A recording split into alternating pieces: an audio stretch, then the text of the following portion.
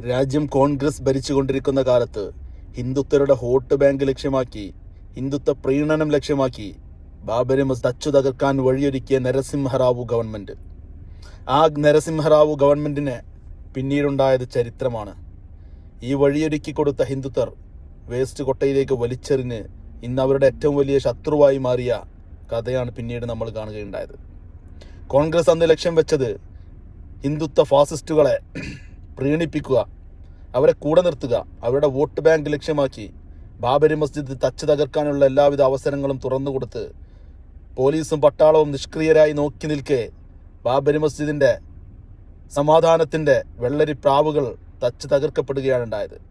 ബാബരി മസ്ജിദിൻ്റെ മിനാരങ്ങൾ ഓരോന്നോരോന്നായി തച്ചു തകർക്കപ്പെടുമ്പോഴും പോലീസും പട്ടാളവും രാജ്യം ഭരിക്കുന്ന കോൺഗ്രസും നിഷ്ക്രിയരായി നോക്കി നിൽക്കുക മാത്രമാണ് ഉണ്ടായത്. ഇന്ന് ആ കോൺഗ്രസിൻ്റെ ഒരു വിവരവുമില്ല, ഒരു അഡ്രസ്സുമില്ല. ആ കോൺഗ്രസിന് അതുപോലെ തന്നെ ആ ഹിന്ദുത്വ ഫാസിസ്റ്റുകൾ പിന്നീട് അടിച്ചു തകർക്കുന്ന, തച്ചു തകർക്കുന്ന സ്ഥിതിവിശേഷമാണ് ഉണ്ടായത്. ഇന്ന് കോൺഗ്രസ് നിലവിളിച്ചു കൊണ്ടിരിക്കുകയാണ്.